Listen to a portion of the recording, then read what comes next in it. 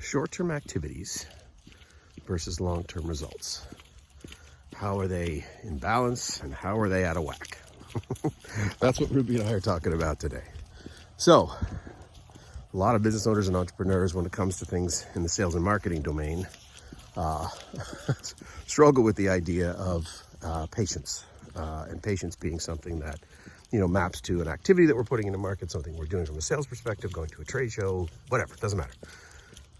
And expecting some short-term outcome from that, versus, seeding a market, understanding the customer, defining how they're going to buy, defining the timeline on which they want to buy. What is your sales cycle? That's an important terminology that everybody should be very comfortable talking about. And then figuring out, how does this all connect? So, putting activities into market is important. No one would ever say it's not.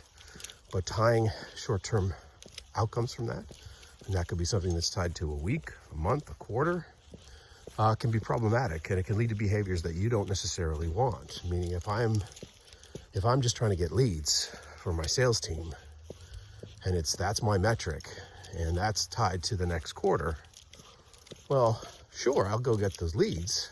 Are they good leads? Did they convert? What's our structure of those leads based upon what we know in market?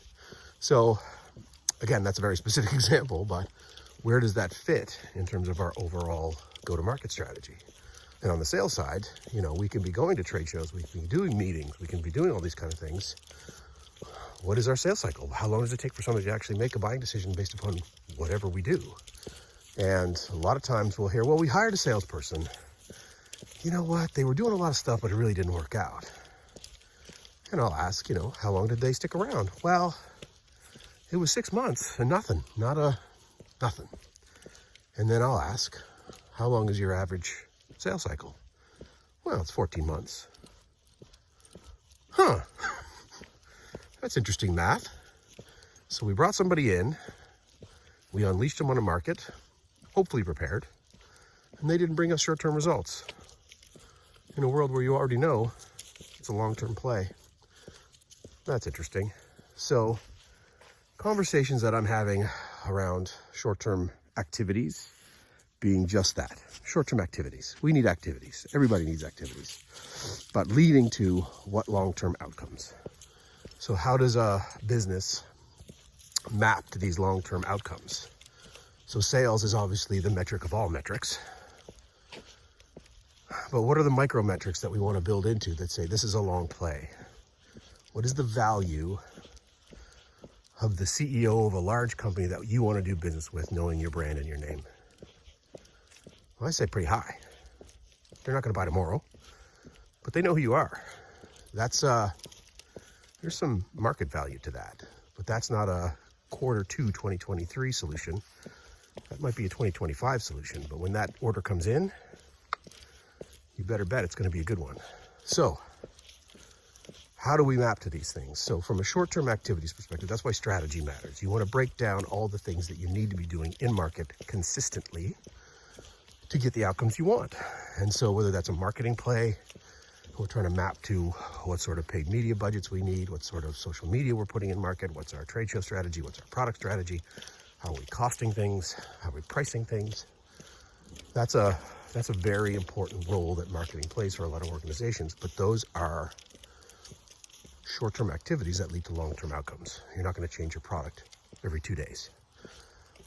On the sales side, if we're not getting meetings, if we're not getting structured conversations happening, there's impacts. That's real-world stuff. So those are short-term activities. What are we doing to get those leads coming through the door, backed into our sales process, and on and on and on? And how are we converting and closing those sales? Long-term outplay. So for our purposes here, what we're talking about is mapping a short-term activity-based strategy to the long-term outcomes and goals for revenue in the business. And if you can map to category, if you can map to customer, if you can map to line of business, and then overlay your activities, your short to medium-term activities on top of that, that's a really good outcome, because now you know exactly what you're supposed to be doing. If you're not doing it, the priorities aren't set right, that's kind of a problem. So Today, let's not get bogged down in short-term results based upon short-term activities. Let's think about the macro outcomes that we're looking for based upon what we need to do in market to get our customer to buy. So, for our purposes, Ruby, keep up the hard work, keep up the good work. Think about that in terms of what short-term means to you and what the long play actually does for the business. That's where you want to spend your time. All right, enough for today. Walking and talking with Ruby.